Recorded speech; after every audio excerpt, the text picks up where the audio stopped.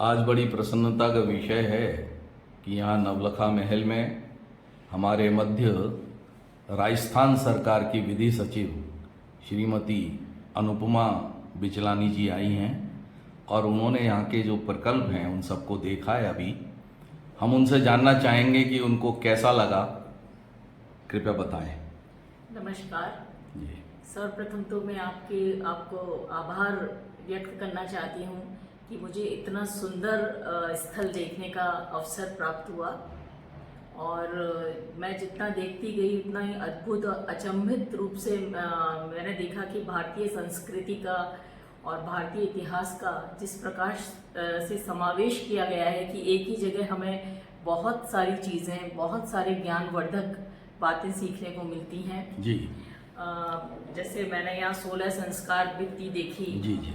तो अमूमन हम पढ़ते हैं और सुनते हैं बचपन से कि 16 संस्कार होते हैं, उनमें से कुछ संस्कारों के हम नाम भी जानते हैं, लेकिन इतना विस्तृत रूप से जो मुझे आज ये ज्ञात हुआ कि हर संस्कार का क्या अर्थ है और क्या महत्व है जीवन में, ये वास्तव में हर व्यक्ति को जानना बहुत बहुत ही आवश्यक है। जी जी। आज के समय में अगर हम इतना जानेंगे तो अवश्य ही उसका जो उद्देश्य है उसको जानने के बाद हम उसकी पूर्ति के क्रम में आगे बढ़ सकते हैं। जी, इसके अतिरिक्त रामायण और महाभारत का जो स्वरूप दिखाया गया है कि किस रामायण में वास्तविक रूप से किस प्रकार की घटनाएं हुई थी और उसका जो अर्थान्वयन है वो किस प्रकार से होता है, पुस्तक में क्या चीज़ें लिखी गई और उसका कुछ इंटरप्रिटेशन, कुछ कई चीज़ों का गलत ले लिया गया, कुछ मुहावरे थे उनको किस तरह से पढ़ा जाना चाहिए था, तो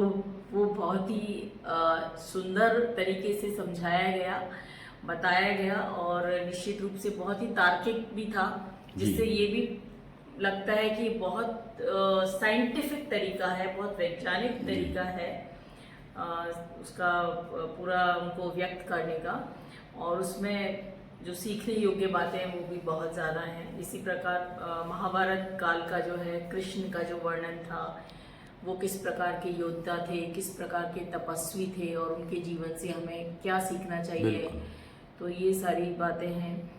इसके अतिरिक्त जो हमारे महर्षि दयानंद हैं जिनके बारे में हम पढ़ते हैं हालांकि किताबों में, लेकिन इतना विस्तृत जो हम देखते हैं अक्सर वो चीज़ें हमारे दिमाग में इम्प्रिंट हो जाती हैं। तो जो हमने भित्ति पे मैंने पहली बार इतना सशक्त उसका चित्रण देखा कि वो देखकर लगता है कि वो मानस पटल पर बिल्कुल छप गया कि किस प्रकार से की घटनाएं हुई और कैसे उन्होंने अपने जीवन को, एक घटना जो हुई थी कि शिवलिंग पर उन्होंने जब चूहों को घूमते हुए देखा था तो उन्होंने कहा कि सच्चा शिव कहाँ मिलेगा, और उनके पिता ने उन्हें कहा कि वो कैलाश पे मिलेगा, और उस सत्य की खोज में, सच्चे ईश्वर की खोज में वो घर से निकल गए थे और उन्होंने बहुत बड़े ग्रंथ सत्याप्रकाश की जो रचना की थी, और वो कक्ष भी हमने देखा जहाँ पर ये रचना की गई थी वो ओरिजिनल स्वरूप में था।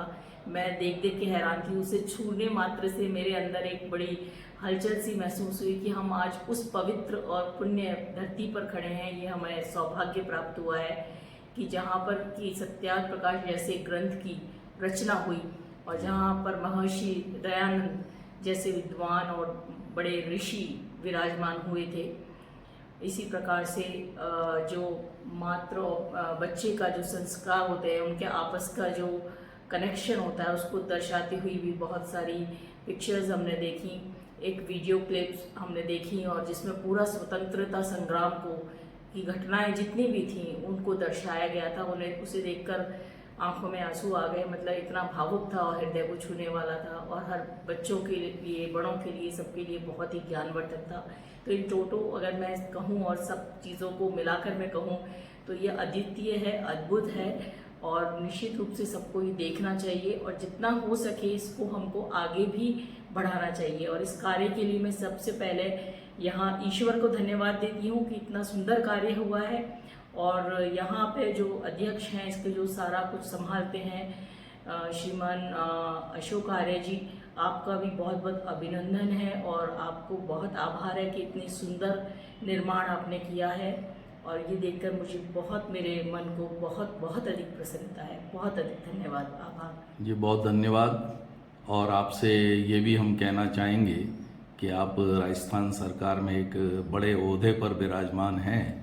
आपके साथी जितने भी हैं अधिकारी वर्ग, उनसे आप ये चर्चा करेंगे, क्योंकि उदयपुर कभी न कभी किसी न किसी का आना जाना लगा रहता है, कि वो जब भी उदयपुर आएँ तो एक बार यहाँ पर आएँ, तो ये एक क्रम में अपनी बात को उन लोगों तक पहुँचाने की बात भी होगी। जी अवश्य, मैं निश्चित रूप से इसकी चर्चा करूंगी, और न केवल अपने साथियों में बल्कि जिन भी आईएएस ऑफिसर्स में या जिनके साथ भी हमारा उठना बैठना होता है, हमारे जो जजेस हैं या कोई भी दूसरे ऑफिसर्स हैं या कोई अन्य लोग भी हैं, रिश्तेदारी भी है, कहीं पे भी जब हमारा चर्चा होगी तो मैं बिना कहे ये रह ही नहीं पाऊंगी, और मैं निश्चित रूप से इसकी चर्चा करूंगी। और बहुत बहुत धन्यवाद इतना सुंदर स्थल का भ्रमण कराने के लिए और दिखाने के लिए। आपका आभार। Thank you.